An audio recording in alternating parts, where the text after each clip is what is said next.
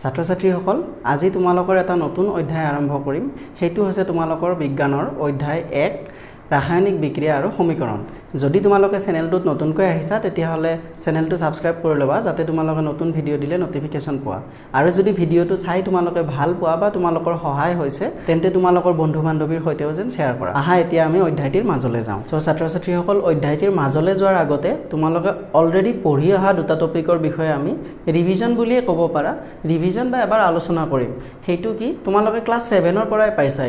হেতু হৈছে ভৌতিক আৰু ৰাসায়নিক পৰিৱৰ্তন জাস্ট তোমালোকৰ এবাৰ ৰিভিজন হৈ যাব ঠিক আছে সো ভৌতিক আৰু ৰাসায়নিক পৰিৱৰ্তননো কি এই দুটা আমি কি কৰিম এটা এটাকে ডিসকাস কৰিম ঠিক আছে প্ৰথমতে আমি চাও ভৌতিক পৰিৱৰ্তন কি তো সব ভৌতিক পৰিৱৰ্তন কি আছিল যে যিবোৰ পৰিৱৰ্তনত পদাৰ্থৰ কি হলনি হয় ভৌতিক ধৰ্মবোৰৰ হলনি হয় হেবিলাকক আমি কি বুলি কওঁ ভৌতিক পৰিৱৰ্তন বুলি কওঁ ঠিক আছে একেবাৰে সহজ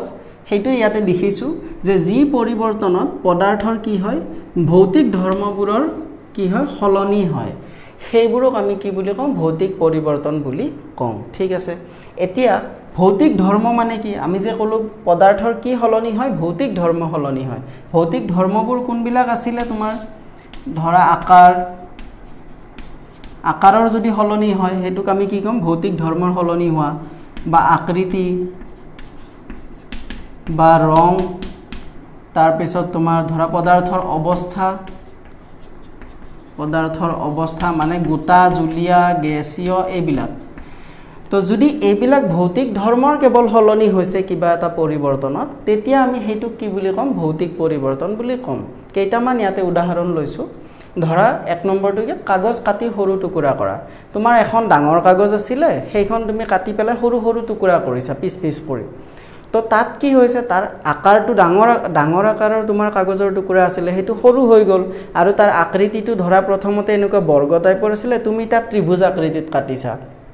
হয় তাৰ মানে তাৰ আকৃতিও হলনি হল হয় গতিকে এইবোৰ কি হলনি হৈ আছে তোমাৰ ভৌতিক ধৰ্মৰ হলনি হৈ আছে আকাৰ আকৃতি তাৰছত ৰং পদাৰ্থৰ অৱস্থা এইবিলাকত কি হয় তোমাৰ এনেকুৱা ভৌতিক ধৰ্মবিলাকৰ হলনি হোৱা প্ৰক্ৰিয়াটোক আমি কি বুলি কওঁ ভৌতিক পৰিৱৰ্তন বুলি কওঁ নেক্সটটো চোৱা গছৰ টুকুৰা এটা তোমাৰ ডাঙৰ টুকুৰা আছে ধৰা হেতুক তুমি কুঠাৰেৰে ফালি পেলাই তাক খৰি কৰিছা আমি কৰো নহয় গাঁৱত দেখাই পোৱা তো সেইটোক আমি কি বুলি কম ভৌতিক পৰিৱৰ্তন বুলি কম কাৰণ তাত কি হৈছে গছৰ টুকুৰাটো কাটি পেলাই তাৰ আকাৰ চেঞ্জ কৰা হৈছে আকৃতি পৰিৱৰ্তন হৈছে গতিকে হেতু ভৌতিক পৰিৱৰ্তন নেক্সটটো চোৱা পানীত চেনি দ্ৰৱীভূত কৰা হৈছে যে তুমি এক গিলাস পানী লৈছা তাত তুমি চেনি এক চামুচ দি তুমি মিক্স কৰিছা ঠিক আছে তো এইটো এটা ভৌতিক পৰিৱৰ্তন ইয়াতে তুমি এইগেটা ভৌতিক ধৰ্ম চালে তুমি গম নাপাবা আকাৰ আকৃতি ৰং পদাৰ্থৰ অৱস্থা এইগেটাটো তোমাৰ একো হলনি নহয় হয় কিন্তু তুমি কি ক'ব পাৰা যে পানীত যেতিয়া তুমি চেনি মিহলি কৰিছা তাত কোনো নতুন পদাৰ্থৰ সৃষ্টি হোৱা নাই তোমাৰ কি হৈছে যে পানী আছিল তাত তুমি চেনিখিনি কেৱল মিক্স হৈ গৈছে পানী আৰু চেনি মিক্স হৈছে তাত পানী চেনি লগ হৈ নতুন কিবা পদাৰ্থৰ সৃষ্টি হোৱা নাই যেনেকৈ তুমি কাগজ টুকুৰা কাটোতে তুমি কাগজ টুকুৰা কাটি সৰু সৰু টুকুৰা কৰিছা কিন্তু সেই টুকুৰাবোৰো কি কাগজে হেতুটো বেলেগ কিবা এটা নতুন বস্তু সৃষ্টি হোৱা নাই বা নতুন পদাৰ্থ এটাৰ সৃষ্টি হোৱা নাই ঠিক আছে গতিকে হেইবোৰ কি ভৌতিক পৰিৱৰ্তন ঠিক আছে তো আমি এটা কথা কি ক'ব পাৰো যে ভৌতিক পৰিৱৰ্তনত নতুন পদাৰ্থৰ সৃষ্টি নহয় ঠিক আছে ভৌতিক পৰিৱৰ্তনত মনত ৰাখিবা নতুন পদাৰ্থৰ সৃষ্টি নহয় নেক্সট চোৱা এলুমিনিয়ামৰ পৰা এলুমিনিয়ামৰ পাত তৈয়াৰ কৰা হৈছে এলুমিনিয়াম ধাতুটোক ধৰা হাতুৰিৰে কুবাই একদম পাতল কাগজৰ দৰে কৰিছা এইবোৰ আমি ব্যৱহাৰ কৰে নহয় তোমালোকে দেখিছা এলুমিনিয়াম ফয়েলবোৰ ব্যৱহাৰ কৰে এই যে খাদ্য পেকেজিং কৰিবলৈ ব্যৱহাৰ কৰে এলুমিনিয়ামৰ সেইবোৰ তো সেইবোৰ কি তুমি এলুমিনিয়াম ধাতু আছিলে ধাতুটো তুমি একো নতুন ধাতুটো পৰিৱৰ্তন কৰি তুমি কিবা এটা এলুমিনিয়ামৰ পৰা বুলে কিবা ম্যাগনেসিয়াম বনাই দিছা তেনেকুৱা নহয় এলুমিনিয়ামটো এলুমিনিয়ামে আছে তাৰ কেৱল কি কৰিছা তুমি তাক হাতুৰিৰে পিটি এখন পাতল কাগজৰ দৰে কৰি পেলাইছা আৰু তাৰ মানে তাৰ আকাৰ চেঞ্জ কৰিছা আকৃতি চেঞ্জ কৰিছা গতিকে এই পৰিৱৰ্তনটোক আমি কি বুলি কম ভৌতিক পৰিৱৰ্তন বুলি কম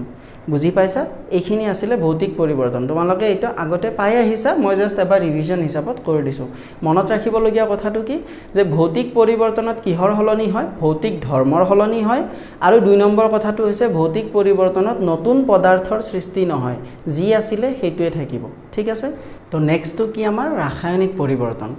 তো ৰাসায়নিক পৰিৱৰ্তন কি যি পৰিৱৰ্তনত এক বা ততোধিক নতুন পদাৰ্থৰ সৃষ্টি হয় ভৌতিক পৰিৱৰ্তনত কি আছিলে যে নতুন পদাৰ্থৰ সৃষ্টি নহয় হয় ইয়াতে তাৰ উল্টা হেতু হৈছে যে এক বা তাতোধিক নতুন পদাৰ্থৰ সৃষ্টি হয়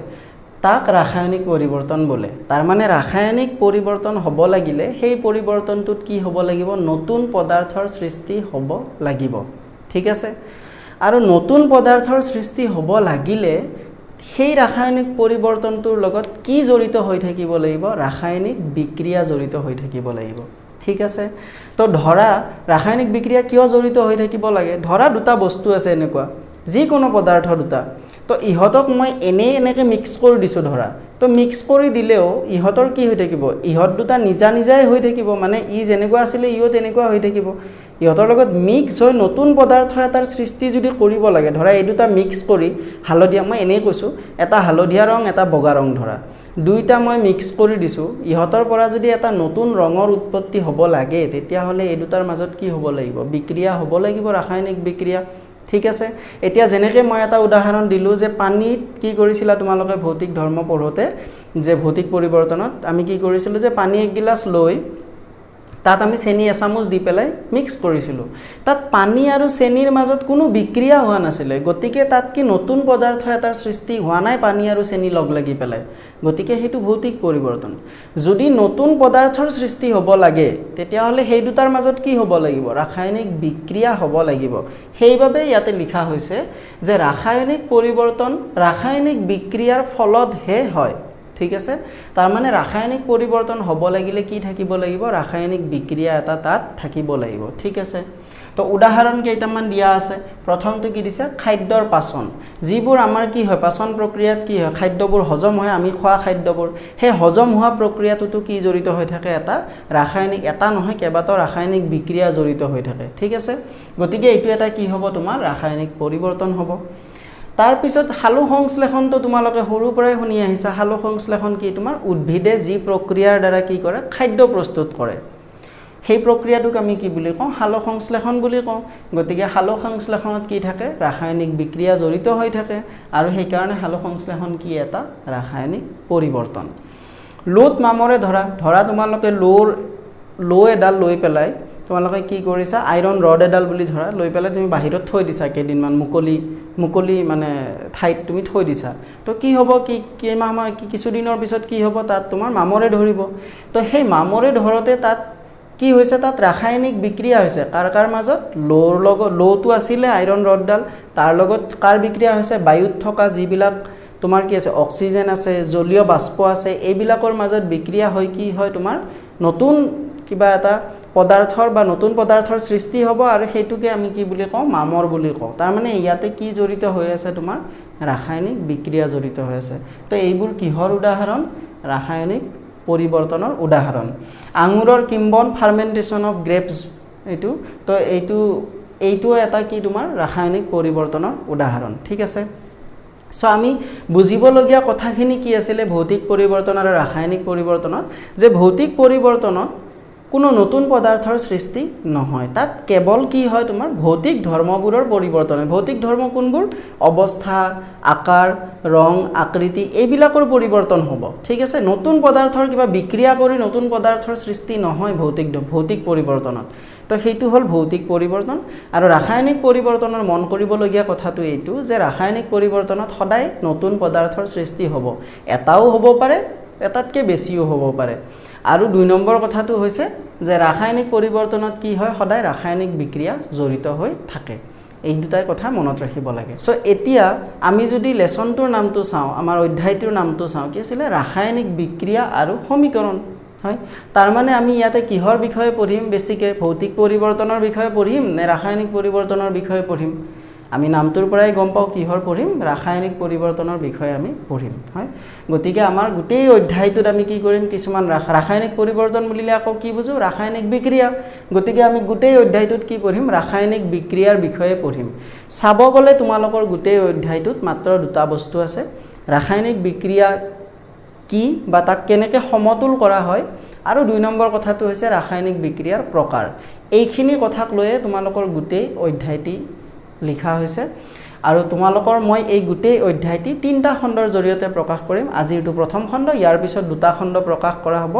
সেই 3টা খণ্ডত আমাৰ গোটেই অধ্যায়টো শেষ হৈ যাব ঠিক আছে সো তোমালোকৰ প্ৰথমতে কি দিয়া আছে 3টা কাৰ্যকলাপ দি থৈ দিছে ঠিক আছে তোমালোকৰ কিতাপত প্ৰথমতে 3টা কাৰ্যকলাপ দিছে ঠিক আছে তাৰে প্ৰথমটো কি দিয়া আছে চোৱা মেগনেছিয়ামৰ ফিতা এডাল জ্বলালে এতিয়া মেগনেছিয়ামৰ ফিতা তোমালোকে ল্যাবৰেটৰীত দেখিছানে নাই মই নাজানো তো মেগনেছিয়ামৰ ফিতা এডাল জ্বলালে ই উজ্জ্বল বগা শিখাৰে জ্বলি বগা পাউডাৰত পৰিণত হয় মই ছবি আকাৰত দেখুৱাই দিছো তোমালোকে ল্যাবৰেটৰীত দেখিছানে নাই মই নাজানো তো মেগনেছিয়ামৰ ফিতা এডাল লৈ পেলাই তুমি যদি তাক জ্বলাই দিয়া তেতিয়া কি হয় হি তাৰ শিখাটো কেনেকুৱা হয় জুইখিনি তোমাৰ উজ্জ্বল বগা হ'ব আৰু সেইখিনি পুৰি পেলাই যিটো ছাই উৎপন্ন হ'ব সেইটো তোমাৰ কি হ'ব বগা পাউডাৰ টাইপ হ'ব ঠিক আছে বগা পাউডাৰ হ'ব আৰু সেই বগা পাউডাৰখিনি কি হয় বুলি কৈছে কি যৌগ বুলি কৈছে মেগনেছিয়াম অক্সাইড বুলি কৈছে ক্লিয়াৰ যে মেগনেছিয়ামৰ ফিটাডাল জ্বলাই দিয়াৰ ফলত যিখিনি ছাই উৎপন্ন হয় সেই ছাইখিনি কি বুলি কৈছে মেগনেছিয়াম অক্সাইড বুলি কৈছে ঠিক আছে এইটোৱে তোমালোকৰ প্ৰথম কাৰ্যকলাপ ক্লিয়াৰ তো ইয়াতে তোমাৰ কি ৰাসায়নিক বিক্ৰিয়া জড়িত হৈ আছে যে মেগনেছিয়াম আছিল ফিটাডাল মেগনেছিয়ামক জ্বলাই দিছে মানে মুকলি বায়ুত জ্বলাইছে তো কাৰ লগত ৰিএকচন হৈছে অক্সিজেনৰ লগত বায়ুত থকা অক্সিজেনৰ লগত কি হৈছে ৰাসায়নিক বিক্ৰিয়া হৈছে মেগনেছিয়ামৰ তো বায়ুত থকা অক্সিজেনৰ লগত মেগনেছিয়ামৰ বিক্ৰিয়া হৈ ফিটাডালত থকা মেগনেছিয়ামৰ বিক্ৰিয়া হৈ কিহৰ উৎপন্ন কৰিছে মেগনেছিয়াম অক্সাইডৰ উৎপন্ন কৰে এইটো হল তোমালোকৰ প্ৰথম যেটো কাৰ্যকলাপ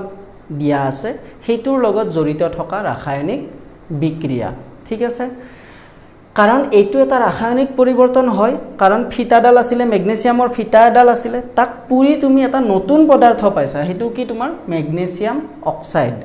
গতিকে এইটো এটা কি তোমাৰ ৰাসায়নিক পৰিৱৰ্তন আৰু ৰাসায়নিক পৰিৱৰ্তনত সদায় কি থাকে তোমাৰ এটা ৰাসায়নিক বিক্ৰিয়া জড়িত হৈ থাকে আৰু বিক্ৰিয়াটো আমি গম পালো কি যে মেগনেছিয়ামে বায়ুত থকা অক্সিজেনৰ লগত যেতিয়া পুৰি দিছিলে বায়ুত থকা অক্সিজেনৰ লগত বিক্ৰিয়া কৰি কিহৰ উৎপন্ন কৰে মেগনেছিয়াম অক্সাইডৰ উৎপন্ন কৰে এইটো হল প্ৰথম ৰাসায়নিক বিক্ৰিয়া নেক্সটটো চোৱা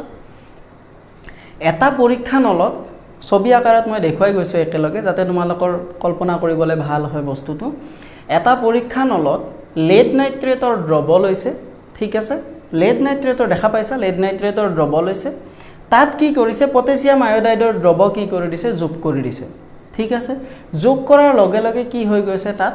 প্ৰথমতে দুইতে কি আছিল হেতু ৰং নাছিল পানীৰ দৰে দেখাত আছিল lead নাইট্ৰেটটো পৰীক্ষা নলত প্ৰথম যেটো লৈছিল প্ৰথম পৰীক্ষা নলত lead নাইট্ৰেট এটো চোৱা তুমি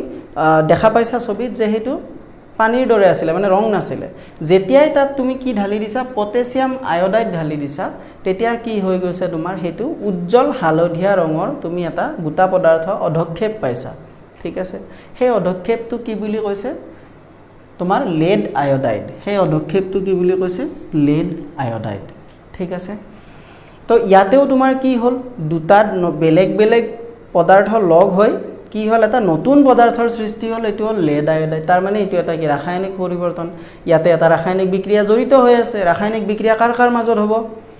যেটো প্ৰথম পৰীক্ষা নলটো যেটো লৈছিল এটো আছিল lead নাইট্ৰেট এটো lead নাইট্ৰেট আৰু নেক্সট পৰীক্ষা নলটো কি ঢালি দিছা তুমি তাত পটাছিয়াম আয়োডাইড তো এই দুটাৰ মাজত বিক্ৰিয়া হৈ তুমি 3 নম্বৰ নতুন পদাৰ্থ এটা পাইছা হেতু হৈছে lead আয়োডাইড আৰু হেতু ৰংটো কেনেকুৱা তোমাৰ উজ্জ্বল হালধীয়া ৰঙৰ ঠিক আছে এইটো হৈছে তাৰ দ্বিতীয় ৰাসায়নিক বিক্ৰিয়াটো এইটো কাৰ্যকলাপৰ ৰাসায়নিক বিক্ৰিয়া এইটো ঠিক আছে 3 নম্বৰটো চাম মই ছবিকেটা সাইডত থৈ দিছো যাতে তোমালোকৰ পিছত মনত কৰিবলে ভাল হয় তো 3 নম্বৰটো কি দিছে চোৱা এটা কনিকেল ফ্লাস্ক তোমালোকে চিনি দেখা পাইছে না ল্যাবৰেটৰীত নাজানো কনিকেল ফ্লাস্ক ছবিটো দেখা পাইছা তো তেনেকুৱা এটা পাত্ৰ যত আমি কি হয় ৰাসায়নিক বিক্ৰিয়া কৰা হয় ল্যাবৰেটৰীত তো কনিকেল ফ্লাস্কত কি কৰিছে জিংকৰ লগত সালফিউৰিক এসিড যোগ কৰিছে জিংক লৈছে জিংকৰ টুকুৰা লৈ পেলে তাত সালফিউৰিক এসিড দিছে ফলত কি হৈছে তাত যোগ কৰিলে জিংক সালফেট উৎপন্ন হয় কি উৎপন্ন হয় নতুন পদাৰ্থ এটা সৃষ্টি হল হেতু কি জিংক সালফেট প্ৰথম দিছিলে জিংক আৰু সালফিউৰিক এসিড এই দুটা লগ হৈ কি হল তোমাৰ জিংক সালফেট উৎপন্ন কৰিছে আৰু লগতে আৰু এটা বস্তু উৎপন্ন কৰিছে হেতু হৈছে হাইড্ৰোজেন গ্যাস হাইড্ৰজেন গেছ ওলাইছে তো গেছটো কেনেকৈ উলিয়াই যাব পানীৰ তলৰ পৰা যদি এটা গেছ ওলাই যায় তোমালোকে কোল্ড ড্ৰিংকছৰ বটলত দেখা পাইছা তো গেছবিলাক কেনেকৈ ওলাই আহে কাৰ্বন ডাই অক্সাইডবোৰ বুৰবুৰণি কাটি ওলাই আহে তো হাইড্ৰজেন গেছো কি হ'ব বুৰবুৰণি আকাৰত ওলাই আহিব ঠিক আছে গতিকে ইয়াতে দুটা আমি পদাৰ্থ লৈছিলোঁ প্ৰথম দুটা কি আছিল জিংক আৰু সালফিউৰিক এসিড লগ কৰি দিলোঁ লগ কৰাৰ ফলত নতুন পদাৰ্থৰ কিহৰ সৃষ্টি হ'ল জিংক সালফেট আৰু হাইড্ৰজেন মানে ইয়াতে এটা কি হৈ আছে ৰাসায়নিক বিক্ৰিয়া আছে ইয়াৰ ৰাসায়নিক বিক্ৰিয়া কাৰ মাজত জিংক আৰু সালফিউৰিক এসিডৰ লগত বিক্ৰিয়া কৰাৰ ফলত উৎপন্ন পদাৰ্থ কেইটা হৈছে জিংক সালফেট আৰু হাইড্ৰজেন গেছ লগতে এই বিক্ৰিয়াটোত কি হয় যেতিয়া তুমি কনিকেল ফ্লাক্সটো লৈছা তাত জিংক লৈছা সালফিউৰিক এসিড লৈছা তুমি ষ্টাৰ কৰিছা বিক্ৰিয়াটো হ'ল হাইড্ৰজেন গেছ বুৰবুৰণি কাটি ওলালে জিংক সালফেট উৎপন্ন হ'ল কিন্তু লগতে কি হ'ব তোমাৰ কনিকেল ফ্লাক্সটো প্ৰথমতে যিমান গৰম আছিলে আৰু অলপ বেছি গৰম হ'ব তুমি হাতেৰে চুই গম পাবা তাৰ মানে এটোত কি হৈছে তোমাৰ লগতে তাপো উৎপন্ন হৈছে তিনটা বস্তু উৎপন্ন হ'ল তাৰ মানে এটা হ'ল জিংক সালফেট এটা হ'ল হাইড্ৰজেন গেছ লগতে কি উৎপন্ন হয় তাপ উৎপন্ন হয় ঠিক আছে তো ইয়াৰে ছবিকেইটা মই সাইডত ৰাখি দিছোঁ এতিয়া এইকেইটা মই মুছি দিম ঠিক আছে তো এই কাৰ্যকলাপকেইটা যে আমি তিনিটা দেখুৱালোঁ এই কাৰ্যকলাপকেইটাৰ পৰা আমি এটা বস্তু সাধাৰণভাৱে বুজিব পাৰোঁ সেইটো কি যে ৰাসায়নিক বিক্ৰিয়া এটা হৈছে নে নাই সেইটো বুজিবলৈ কিছুমান আমি ধাৰণা কৰিব পাৰোঁ কিছুমান বস্তুৰ পৰা আমি কি বস্তু পালোঁ ধৰা যদি ৰঙৰ পৰিৱৰ্তন হৈছে আমি দেখিছোঁ অলপ আগত যে তোমাৰ সেকেন্ডটো তোমালোকে দেখিছা যে লেড নাইট্ৰেটৰ দ্ৰৱ লৈছা এটা টেষ্ট টিউবত পৰীক্ষা নলত তাত তুমি পটাছিয়াম আয়োডাইড ঢালি দিছা সেকেন্ডটোত ঢলাৰ লগে লগে কি হৈ গ'ল উজ্জ্বল বগা ৰঙৰ এটা তুমি তাৰ মানে ৰংটো পৰিৱৰ্তন হৈছে হয় তো ৰঙৰ পৰিৱৰ্তন হ'লেও আমি বুজিব পাৰোঁ যে তাত কি হৈ আছে ৰাসায়নিক বিক্ৰিয়া এটা হৈ আছে 2 নম্বৰ আমি কি চাব পাৰোঁ উষ্ণতাৰ পৰিৱৰ্তন উষ্ণতা আমি 3 নম্বৰ বিক্ৰিয়াটোত কি পালোঁ যে উষ্ণতা কি হৈছিল 3 নম্বৰ বিক্ৰিয়াটোত বাঢ়ি গৈছিল প্ৰথমতে কনিকেল ফ্লাক্সটোত যিমান গৰম আছিল বিক্ৰিয়াটো হোৱাৰ পিছত তাৰ উষ্ণতাটো বাঢ়ি গৈছিল তো উষ্ণতাৰ পৰিৱৰ্তনো এটা তোমাৰ কি হ'ব পাৰে ইংগিত হ'ব পাৰে যে তাত ৰাসায়নিক বিক্ৰিয়া হৈ আছে গেছৰ উৎপত্তি এটা কাৰক কাৰণ আমি 3 নম্বৰটোত কি পালোঁ যে হাইড্ৰজেন গেছৰ উৎপত্তি হয় মানে গেছৰ উৎপত্তি হৈছে মানে নতুনকৈ কি তাত ৰাসায়নিক বিক্ৰিয়া হৈছে বুলি আমি গম পাম তো এনেকুৱা কিছুমান কাৰক আমি এই তিনটা কাৰ্যকলাপৰ পৰা সাধাৰণভাৱে এইকেইটা বুজিব পাৰোঁ যে এনেকুৱা কিছুমান কাৰকে আমাক ইংগিত দিয়ে যে তাত ৰাসায়নিক বিক্ৰিয়া হৈ আছে ঠিক আছে এতিয়া চোৱা আমি যে এই তিনটা কাৰ্যকলাপ চালোঁ এই তিনিওটা কাৰ্যকলাপতে এটা ৰাসায়নিক বিক্ৰিয়া জড়িত হৈ আছিল এতিয়া এই ৰাসায়নিক বিক্ৰিয়াবোৰৰ কথা মই এবাৰ ক'লো তেনেকৈ এতিয়া যদি মই হাজাৰজন মানুহক বাৰে বাৰে যদি এই বিক্ৰিয়াটো ধৰা প্ৰথম বিক্ৰিয়াটোৰ কথাই মই কৈছোঁ প্ৰথম বিক্ৰিয়াটোৰ কথা মই ইয়াতে কেনেকৈ বুজি পালোঁ যে মেগনেছিয়ামৰ লগত বায়ুত থকা অক্সিজেনে বিক্ৰিয়া কৰি মেগনেছিয়াম অক্সাইড উৎপন্ন কৰে কিমান দীঘলীয়া চোৱাচোন কিমান দীঘলীয়াকৈ আমি কৈ থাকিবলগীয়া হৈছে হয়নে নাই সো এইটো ছুটি কৰিবৰ কাৰণে মানে যাতে আমি বাৰে বাৰে ইমান দীঘলীয়াকৈ কৈ থাকিব নালাগে তাৰ ছুটি কিবা পদ্ধতি আছে নেকি সেইটো আমি পঢ়িব লাগে ঠিক আছে যেনেকৈ আমি 2 নম্বৰটো চোৱা 2 নম্বৰটো কি আছিল লেড নাইট্ৰেটৰ দ্ৰৱ লৈছে তাত তোমাৰ পটাছিয়াম আয়োডাইড দিয়াৰ পিছত দুইটাৰ মাজত বিক্ৰিয়া ঘটি পটাছিয়াম আয়োডাইডৰ লেড আয়োডাইডৰ আমি কি পাম উজ্জ্বল বগা ৰঙৰ উজ্জ্বল হালধীয়া ৰঙৰ আমি অধক্ষেপ পাওঁ তো বহুত দীঘলীয়াকৈ কৈ থাকিবলগীয়া হৈছে আৰু সেইটো আমি লিখতে আমি যেতিয়া লিখিছিলোঁ 3-4 লাইন হৈয়ে যায় তো তেনেকৈতো আমি বাৰে বাৰে লিখি থাকিব নোৱাৰোঁ এটা বিক্ৰিয়া তো তাক সংক্ষেপে লিখিবৰ কাৰণে প্ৰথম উপায়টো হৈছে কি শব্দ সমীকৰণ সেইটোৰ বিষয়ে আমি পঢ়িব লাগিব ফাৰ্ষ্ট সেইটো হৈছে কি শব্দ সমীকৰণ এতিয়া শব্দ সমীকৰণ কি চোৱা মানে সেই কথাখিনি এটা কাৰ্যকলাপৰ বা এটা ৰাসায়নিক বিক্ৰিয়া যিটো আমি হাৰি আকাৰত লিখি আছিলোঁ কথা আকাৰত লিখি আছিলোঁ সেইটো আমি কি কৰিম এবাৰ সমীকৰণ আকাৰত লিখিম কি সমীকৰণ শব্দ সমীকৰণ কেনেকৈ লিখিম চোৱা প্ৰথমটো চালে বুজি পাই যাবা প্ৰথম যিটো কাৰ্যকলাপ আছিল তাত কি হৈছিল যে মেগনেছিয়ামে বায়ুত থকা অক্সিজেনৰ লগত বিক্ৰিয়া কৰি তো মেগনেছিয়ামক আমি এনেকৈ লিখিম ডাইৰেক্ট আমি মেগনেছিয়াম বুলি লিখিম মেগনেছিয়াম মেগনেছিয়ামক কিহৰ লগত বিক্ৰিয়া কৰিছে বায়ুত থকা অক্সিজেনৰ লগত বিক্ৰিয়া কৰিছে হয় নে নাই বায়ুত থকা অক্সিজেনৰ লগত বিক্ৰিয়া কৰি ই কিহৰ উৎপত্তি কৰে কাৰ্চিনডালৰ এইফালৰখিনি লিখিবলৈ তাত নাটিব সো মই এইফালে লিখিছোঁ কাৰ্চিনডাল কি উৎপত্তি কৰে মেগনেছিয়াম অক্সাইড এইখিনিয়ে কথা নাছিল জানো মেগনেছিয়াম এইখিনি কথাই আমি শাৰী আকাৰত লিখি আছিলোঁ হয়নে এতিয়া আমি কি কৰিছোঁ সমীকৰণ আকাৰত লিখিছোঁ কি সমীকৰণ কেৱল আমি শব্দকেইটা লিখি গৈছোঁ 3টা 4টা শাৰী লিখাতকে আমি যদি এনেকৈ শব্দ সমীকৰণ আকাৰত লিখিব পাৰোঁ আমাৰ সময় বাচি যায় আৰু সবেতো একে বস্তুই বুজিব হয় তো কি বুজিছে আমাৰ মেগনেছিয়াম লিখিছোঁ অক্সিজেন লিখিছোঁ মেগনেছিয়াম অক্সাইড তাৰ পৰা কি হৈছে উৎপত্তি হৈছে কাৰ্চিনডালৰ এইটো মই এইফালে লিখিব লাগে কিন্তু ঠাই নাই বাবে মই কি কৰিছোঁ তলফালে লিখিছোঁ মানে এইটো এইফালে আছে এইটো ভুল নকৰিবা তো এতিয়া বিক্ৰিয়াটোত এই শব্দ এইবিলাককে আমি কি বুলি কওঁ শব্দ সমীকৰণ বুলি কওঁ ঠিক আছে তাৰ মানে আমি শব্দৰ দ্বাৰা সমীকৰণ আকাৰত লিখিছোঁ তো শব্দ সমীকৰণৰ যিটো এই কাৰ্চিনডালৰ দ্বাৰা আমি কি কৰোঁ এইফালৰ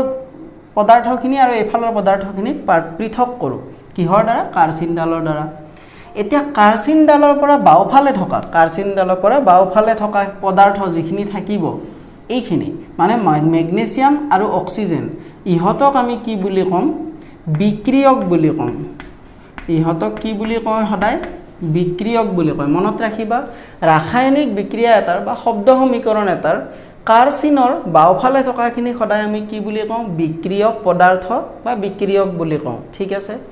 আৰু কাৰ্চিনৰ সোঁহাতে থকা যিখিনি থাকিব সেইটো কি হ'ব তোমাৰ বিক্ৰিয়াজাত পদাৰ্থ ঠিক আছে গতিকে এই কাৰ্চিনডালে কি বুজায় কাৰ্চিনডালে তোমাৰ গোটেই শব্দ সমীকৰণ বা এই ৰাসায়নিক বিক্ৰিয়াটোৰ কি বুজাব তোমাক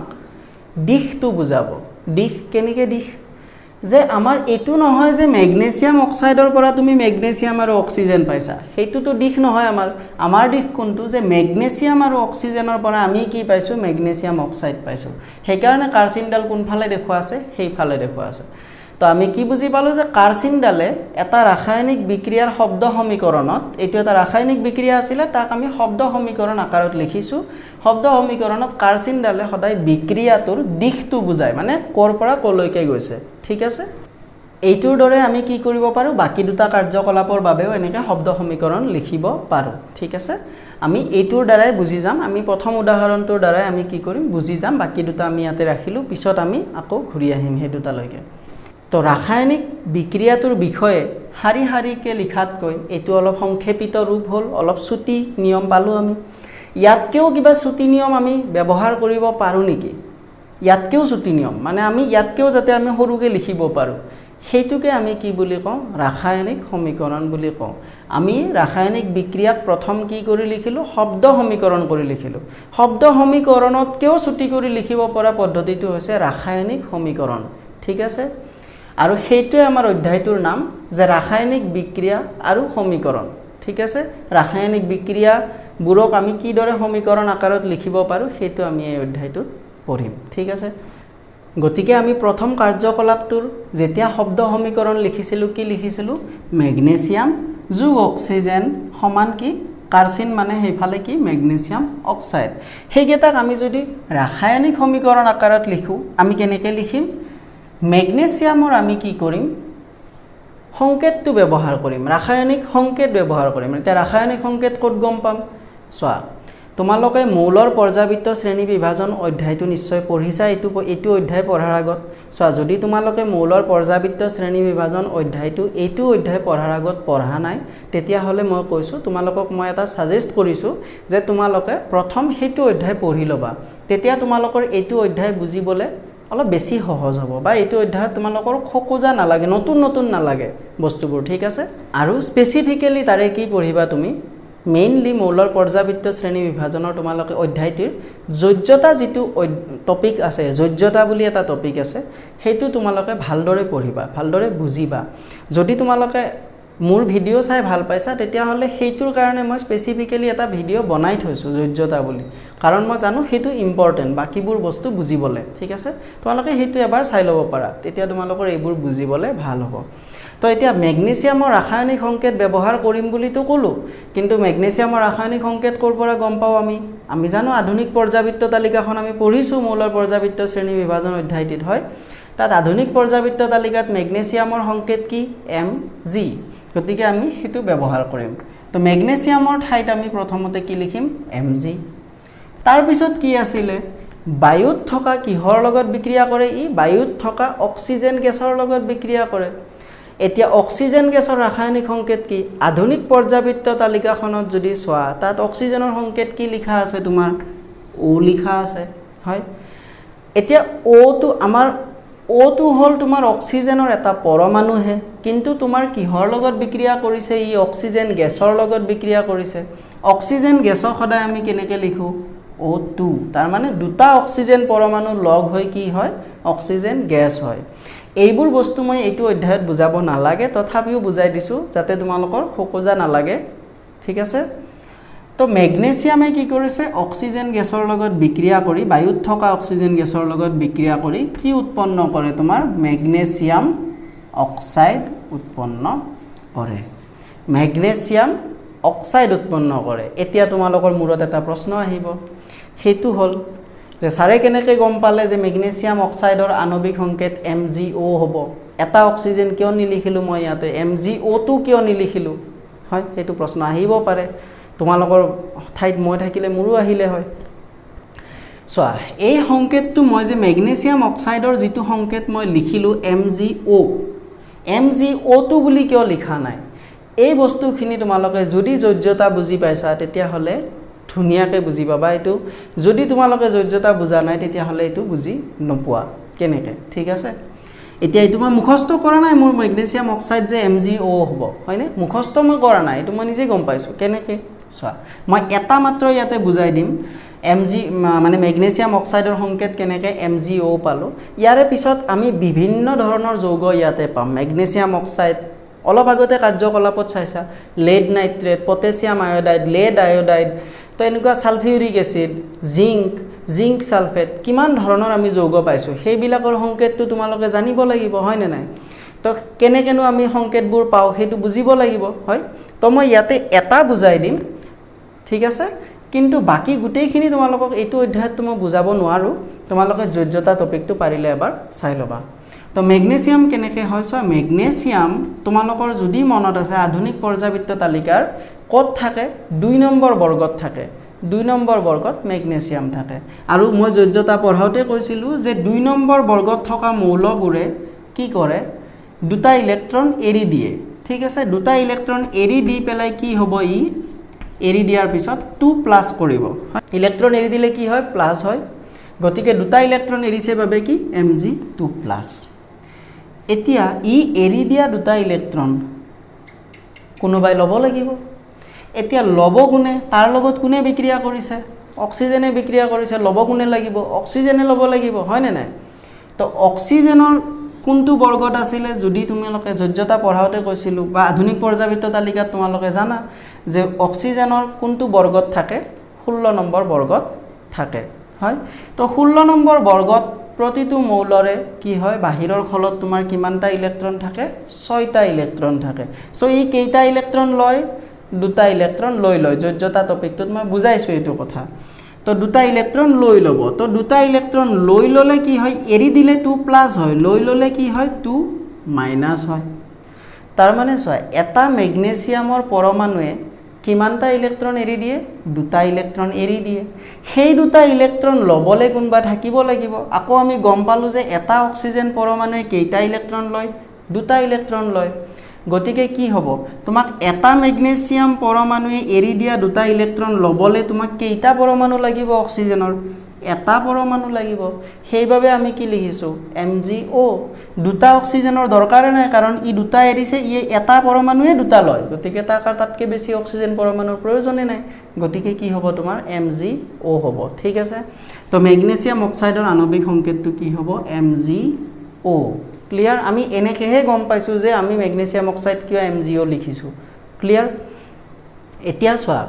তোমালোকৰ এই অধ্যায়টোত মই কলোৱে বিভিন্ন ধৰণৰ যৌগ পাবা এনেকুৱা মেগনেছিয়াম অক্সাইড জিংক সালফেট হেনটেন বহুত কিবা কিবি আহিব এতিয়া তোমালোকে কেনেকৈ হয় হেতু বুজিবলৈ মই কলো যোজ্যতা বুজিব লাগিব হেতু তোমালোকে মন কৰিলে চাবা ভিডিওটো বা তোমালোকে নিজে কিতাপত পঢ়িও বুজি চাব পাৰা তোমালোকে মুঠতে বুজি লবা যে কেনেকৈ আমি গম পাও এটা আণবিক সংকেত কেনেকৈ আহে ঠিক আছে কিন্তু তুমি এই অধ্যায়টো পঢ়ি যোৱা সময়ত যিমান বিলাক যৌগ পাবা হে আটাইবোৰটো তুমি এনেকৈ উলাই চাই থাকিব নোৱাৰা হয়নে তোমালোকৰ পাৰিবা কিন্তু তোমালোকৰ টাইম বহুত লাগিব হয়নে গতিকে তাৰ কাৰণে মই কি কৰিছোঁ যে তোমালোকৰ যিমানটা তোমালোকৰ এই অধ্যায়টোত বেলেগ বেলেগ ধৰণৰ যৌগৰ নাম দিয়া আছে সেই যৌগবোৰ মই এখন তালিকা কৰিছোঁ তালিকাখনত লিখি ওলাইছোঁ যে এইটোৰ আণৱিক সংকেত এইটো এইটোৰ আণৱিক সংকেত এইটো মই এইটো কোৱা নাই যে তোমালোকে বুজিব নালাগে তোমালোকে বুজিব লাগে যে MgO কেনেকৈ পালোঁ কিন্তু তোমালোকৰ টাইমটো বচাবলৈ তোমালোকে কি কৰিব পাৰা সেইকেইটা মুখস্থ কৰি থৈ দিব পাৰা যে এইটো যৌগৰ আণৱিক সংকেত এইটো এইটো যৌগৰ আণৱিক সংকেত এইটো সেই তালিকাখন মই PDF আকাৰত ডেসক্ৰিপশ্যনত লিংক দি দিম ডাউনলোড কৰি ল'ব পাৰা তোমালোকে চাব পাৰিবা ঠিক আছে গতিকে তোমাক যদি কোনোবাই সোধে ৰাসায়নিক সমীকৰণ কি আমি কি লিখিব লাগিব যে যি সমীকৰণৰ দ্বাৰা এটা ৰাসায়নিক বিক্ৰিয়াটো কাৰ্যকলাপটো যেটো হৈছিল সেই ৰাসায়নিক বিক্ৰিয়াটোৰ বিক্ৰিয়াজাত পদাৰ্থ বিক্ৰিয়ক আমি কি কওঁ কাৰ্চিনৰ এইফালৰখিনি কি বিক্ৰিয়ক কাৰ্চিনৰ এইফালৰখিনি কি বিক্ৰিয়াজাত পদাৰ্থ আৰু হিহতৰ ভৌতিক অৱস্থাক সাংকেতিক ৰূপত প্ৰকাশ কৰে ভৌতিক অৱস্থাক মানে এইটো গোটা পদাৰ্থ আছিল নে মেগনেছিয়ামটো জুলীয়া আছিল অক্সিজেনটো গ্যাস আছিল তো এইবোৰো যদি আমি দেখুৱাই দিও তেতিয়া হলে তাক আমি কি বুলি কওঁ ৰাসায়নিক সমীকৰণ বুলি কওঁ ক্লিয়াৰ তো এবাৰ মই আৰু কৈ দিছো যে যি সমীকৰণৰ দ্বাৰা এটা ৰাসায়নিক বিক্ৰিয়াৰ বিক্ৰিয়ক পদাৰ্থখিনিও দেখুৱাব বিক্ৰিয়াজাত পদাৰ্থখিনিও দেখুৱাব লগতে কি কৰিব হিহতৰ যদি ভৌতিক অৱস্থাবোৰো দেখুৱাই দিয়ে যে মেগনেছিয়ামটো গোটা আছিল অক্সিজেনটো গ্যাস আছিল মেগনেছিয়াম অক্সাইডটো গোটা হ'ল নে গেছীয় হ'ল নে কি হ'ল তো সেই বস্তুবোৰ যদি আমি দেখুৱাই দিও তেতিয়া হলে এই সমীকৰণটোক আমি কি বুলি কম এটা ৰাসায়নিক সমীকৰণ বুলি কম তো ৰাসায়নিক সমীকৰণত কি দেখুৱাম আমি বিক্ৰিয়ক দেখুৱাব লাগিব কোনে কোনে বিক্ৰিয়া কৰিছে বিক্ৰিয়াজাত পদাৰ্থ মানে বিক্ৰিয়াৰ ফলত কিনো উৎপন্ন হৈছে হেতু আৰু লগতে হিহতৰ ভৌতিক অৱস্থাবোৰো আমি দেখুৱাব লাগিব তো হেতুক আমি কি বুলি কম ৰাসায়নিক সমীকৰণ বুলি কম ঠিক আছে তো এতিয়া এইমাত্ৰ আমি লিখা এই সমীকৰণটো ভালদৰে চোৱা এই সমীকৰণটোৰ কাৰ্চিনডালৰ দুইফালৰ কথাখিনি এবাৰ তুলনা কৰি চোৱাচোন সো কাৰ্চিনৰ এইফালে মেগনেছিয়ামৰ কেইটা পৰমাণু আছে মেগনেছিয়ামৰ এটা পৰমাণু আছে হয়নে নাই এইফালে কেইটা আছে এটাই আছে তাৰ মানে এই দুটা কি হৈ আছে মিলি আছে কিন্তু অক্সিজেনৰ পৰমাণু চোৱা তুমি এইফালে আছে এটা এইফালে আছে দুটা তাৰ মানে এই ৰাসায়নিক সমীকৰণটো সমতুল হৈ আছে নে সন্তুলিত হৈ আছে নে মানে দুইফালে সমান হৈ আছে নে দাগা পাল্লাৰ দৰে ইফালে যিমান ইফালেও সিমান তেনেকুৱা সমান হৈ আছে নেকি সন্তুলিত হৈ আছে নেকি নাই হোৱা তো এইটো সমীকৰণক আমি কি বুলি কম অসন্তুলিত সমীকৰণ বুলি কম ঠিক আছে তো এইটো আমাৰ কিহৰ উদাহৰণ অসন্তুলিত সমীকৰণৰ উদাহৰণ এই অসন্তুলিত সমীকৰণটোৰ আৰু এটা নাম আছে হেতুক আমি কি বুলি আৰু কি বুলি কওঁ আমি এইটো জকা সমীকৰণ বুলি কওঁ জকা সমীকৰণ কিয় জকা মানে কি এই যে আমাৰ যে লাখলাখিনি থাকে যে হাড়কেইডাল তো সেইকেইডালে জকা হয় না ভূতৰ সিনেমাত ওলাই নহয় তো সেই জকা সমীকৰণ মানে এইটো কি তোমাৰ জাস্ট ইয়াতে আমি কি লিখো জকা সমীকৰণত আমি কি লিখো জাস্ট তোমাক যিগেটা শব্দ দিয়া আছে মেগনেছিয়ামে অক্সিজেনৰ লগত বিক্ৰিয়া কৰি মেগনেছিয়াম অক্সাইড উৎপন্ন কৰে মেগনেছিয়াম লিখিছো অক্সিজেন গ্যাস লিখিছো মেগনেছিয়াম অক্সাইড লিখি দিছো পৰমাণু মিলিছে নিমিলিছে সেইবোৰ আমি চাই থকা নাই গতিকে আমি তাত মাংস দি থকা নাই জাস্ট হাড়কেডাল দি থৈ দিছো তাৰ আকৃতি মিলিছে নে নাই মিলা তাৰ দেহৰ গঠনটো মিলিছে নে নাই সেইবোৰ চাই থকা নাই সেইকাৰণে এটোক আমি কি বুলি কওঁ জকা সমীকৰণ বুলি কওঁ ক্লিয়াৰ তো জকা সমীকৰণটো হৈছে এইটো আৰু জকা সমীকৰণটো কি হয় তোমাৰ অসন্তুলিত সমীকৰণ ক্লিয়াৰ এতিয়া এই অসন্তুলিত সমীকৰণটোক আমি শুদ্ধ বুলি কেতিয়াও নকওঁ এইটো এটা জকা সমীকৰণ হে তোমালোকে এইটো বনাই লোৱাৰ পিছত তাক কি কৰিব লাগিব সন্তুলিত কৰিব লাগিব মানে দুইফালে সমান তুমি কাৰ্চিনডালৰ দুইফালে আটাইবোৰ বস্তু সমান থাকিব লাগিব তো হেতুকে আমি সন্তুলিত কৰা বুলি কওঁ সন্তুলিত তুমি কৰিবই লাগিব তেতিয়াহে আমি কি কম যে সেই ৰাসায়নিক সমীকৰণটো লিখাত শুদ্ধ হৈছে ঠিক আছে এতিয়া তোমালোকৰ হয়তো প্ৰশ্ন আহিব পাৰে যে ৰাসায়নিক সমীকৰণ আমি কিয় সন্তুলিত কৰিব লাগে এটো তোমালোকৰ প্ৰশ্ন সুধিব পাৰে হয় নে নাই তো ৰাসায়নিক সমীকৰণ কিয় সন্তুলিত কৰিব পাৰে বুলি সুধিলে আমি কিনো তাৰ কাৰণটো হেতু এতিয়া পঢ়িম ঠিক আছে সো ৰাসায়নিক বিক্ৰিয়া এটা কিয় সমতুল কৰিব লাগে তাৰ কাৰণটো হৈছে কি ভৰৰ নিত্যতা সূত্ৰ এইটো তোমালোকে ক্লাস 9 তে পাই আহিছা এই সূত্ৰ মতে কি যে এটা ৰাসায়নিক বিক্ৰিয়া এটাত ভৰৰ সৃষ্টি বা বিনাশ হ'ব নোৱাৰে তাৰ অৰ্থটো কি যে ধৰা আমি এইমাত্ৰ লোৱা বিক্ৰিয়াটো লৈছোঁ MgO2 MgO হয় এতিয়া এইটো এটা পৰমাণু কিহৰ মেগনেছিয়ামৰ পৰমাণু হয় এতিয়া পৰমাণু এটাৰ লগতে কি থাকে আমি মৌলৰ পৰ্যাবৃত্ত শ্ৰেণী বিভাজন অধ্যায়টিৰ প্ৰথমতেই পঢ়িছিলোঁ তাত তোমালোকে পঢ়িছাই যে পৰমাণু এটাৰ কি থাকে পাৰমাণৱিক ভৰ থাকে তো ইয়াৰ এটা কি থাকিব ভৰ থাকিব তেনেকে ইয়াত দুটা অক্সিজেনৰ পৰমাণু আছে ইহত দুইটাৰ লগ লাগি এটা কি থাকিব তোমাৰ ভৰ থাকিব তো এইফালে ধৰা তোমাৰ ভৰ যিমান আছে এই দুইটা লগ লাগি এইখিনি লগ লাগি তোমাৰ কি হ'ব বিক্ৰিয়কখিনি এইখিনিক আমি কি বুলি কওঁ বিক্ৰিয়ক তো বিক্ৰিয়কখিনিৰ যিমানখিনি ভৰ হ'ব তো এইফালে সিমানখিনি তুমি ভৰ পাইছানে নাই পোৱা কাৰণ ইয়াতে এটা অক্সিজেন পৰমাণু কমি গ'ল নহয় এটা অক্সিজেন পৰমাণু আমি লিখাই নাই হয়নে নাই তাৰ মানে ইয়াত ভৰৰ কি কৈছিলে যে ভৰৰ সৃষ্টি বা বিনাশ হ'ব নোৱাৰে মানে ইয়াতে তোমাৰ ভৰ যদি তুমি 5 লৈছিলা ধৰা এই দুটা লগ লাগি 5 হ'ল ইয়াতে গৈ বোলে 4 হৈ গ'ল তাৰ মানে একটো কি তোমাৰ এক ভৰ কি হৈ গ'ল তোমাৰ মানে বিনাশ হৈ যাব পাৰে নেকি এইটো সূত্ৰ মতেতো নোৱাৰে সৃষ্টিও হ'ব নোৱাৰে বিনাশও হ'ব নোৱাৰে শেষ হৈ যাব নোৱাৰে তো এই সূত্ৰ মতে কি ইফালে যিমান ভৰ থাকিব সেইফালেও তোমাৰ সিমানে ভৰ থাকিব লাগিব এতিয়া যদি এই কথাটো আমি সহজ অৰ্থত বুজিব যাওঁ সেই কাৰণে লিখিছো সহজ অৰ্থত ৰাসায়নিক বিক্ৰিয়া এটাৰ বিক্ৰিয়ক আৰু বিক্ৰিয়াজাত পদাৰ্থত প্ৰতিবিধ মৌলৰ পৰমাণুৰ সংখ্যা সমান সিম্পলি চোৱা যে এইফালে যিকেইটা পৰমাণু আছে কি পৰমাণু আছে মেগনেছিয়ামৰ পৰমাণু ইয়াতেও মেগনেছিয়ামৰ পৰমাণু আছে তো ইয়াতে যদি 5টা পৰমাণু মেগনেছিয়ামৰ আছে এইফালেও তোমাৰ কি থাকিব লাগিব মেগনেছিয়ামৰ পৰমাণু 5টাই থাকিব লাগিব ইয়াত যদি অক্সিজেনৰ পৰমাণু দুটা আছে ইয়াতেও কি থাকিব লাগিব তোমাৰ দুটাই থাকিব লাগিব হেতুৱে এই সূত্ৰটোৰ সহজ অৰ্থত বুজিব লাগিলে এইটো আৰু মুঠতে এটা ৰাসায়নিক সমীকৰণৰ কাৰ্চিনডালৰ দুইফালে কি থাকিব লাগিব তোমাৰ যে পৰমাণুৰ সংখ্যা সেম হ'ব লাগিব প্ৰতিবিধ মৌলৰ ইয়াতে দুবিধ মৌল আছে এটা মেগনেছিয়াম এটা অক্সিজেন মেগনেছিয়াম মৌলৰ পৰমাণু এইফালে এটা আছে এইফালেও এটাই থাকিব লাগিব এইফালে অক্সিজেন মৌলৰ পৰমাণু দুটা দি থৈ দিছা এইফালে এটা দি থৈ দিছা তো এইটো সমতুল হ'ব নেকি সমতুল হোৱা নাই তো এই সূত্ৰ মতে এই সূত্ৰটো তুমি অমান্য কৰিলা ভৰৰ নিত্যতা সূত্ৰটো অমান্য কৰিছো হয় নে নাই গতিকে আৰু সেই কাৰণে আমি কি কৰিব লাগিব যে আমি ৰাসায়নিক সমীকৰণ সমতুল কৰিব লাগে কিয় কাৰণ ভৰৰ নিত্যতা সূত্ৰই আমাক এই কথাখিনি কয় যে ৰাসায়নিক বিক্ৰিয়া এটাত ভৰৰ সৃষ্টি বা বিনাশ হ'ব নোৱাৰে গতিকে সেই সূত্ৰ অনুসৰি আমি কি ৰাসায়নিক সমীকৰণ এটা লিখা সময়ত আমি সন্তুলিত সমীকৰণ লিখিব এইটোৱে হৈছে তাৰ মেইন কাৰণ ঠিক আছে সো এতিয়া আমি কৈছো যে ৰাসায়নিক সমীকৰণ কি কৰিব লাগে সমতুল কৰিব লাগে কিন্তু ৰাসায়নিক সমীকৰণ এটা সমতুলনো কেনেকৈ কৰো তাৰ নিয়ম কিছুমান আছে হয় আৰু সেই নিয়ম মতে আমি অনুকৰণ কৰিয়ে কি কৰিম ৰাসায়নিক সমীকৰণবোৰ সমতুল কৰিম একেবাৰে সহজ তোমালোকে কেৱল এবাৰ মন দি শুনিবা প্ৰথম কি কৰিব লাগিব আমি জকা সমীকৰণটো লিখিব লাগিব এইমাত্ৰ আমি দেখিলো যে যি কোৱা থাকিব আমি সেইমতে জকা সমীকৰণটো লিখি লম তাত পৰমাণুৰ সংখ্যা ইফাল সিফাল গণনা কৰি নাথাকো আমি জাস্ট মেগনেছিয়াম লিখা আছে মেগনেছিয়ামৰ সংকেতটো লিখি দিম অক্সিজেন কৈছে অক্সিজেনৰ সংকেত লিখি দিম হেতু কম আমি কি জকা সমীকৰণ তো হেতু লিখি লম ফাৰ্স্ট তাৰ পিছত আমি কি কৰিম সবাতোকৈ বেছি পৰমাণু থকা যৌগটোৰ সবাতোকৈ বেছি পৰমাণু থকা মৌলটোৰ পৰা সমতুল কৰা আৰম্ভ কৰিম আমি এই নিয়ম কেটা মই এটা উদাহৰণৰ সহায়ত তোমালোকক বুজাব ট্ৰাই কৰিম মই তেতিয়া তোমালোকে বেছি ভালদৰে বুজি পাবা সো প্ৰথম হেতু যেতিয়া আমি সমতুল কৰি লম সেই মৌলটো তাৰ পিছত বাকি যিবোৰ মৌল থাকিব সেইবোৰ আমি এটা এটাকৈ সমতুল কৰি যাম তাৰ পিছত কি কৰিম সব বুজি পাবা তোমালোকে যেতিয়া উদাহৰণৰ সহায়ত বুজাম তেতিয়া তোমালোকে ভালদৰে বুজিবা ঠিক আছে তো নেক্সটটো কি যেতিয়া আমাৰ সমতুল কৰা হৈ যাব দুইফালে গুটেকিটা মৌলৰ কাৰণে আমি ধৰা সমতুল কৰি উলালো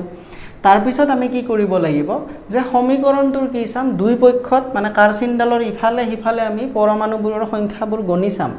সব ঠিকে আছে নে নাই আমি মাত্ৰ চাইছিলো নহয় যে অক্সিজেনৰ ইফালে দুটা বেছিকে আছিল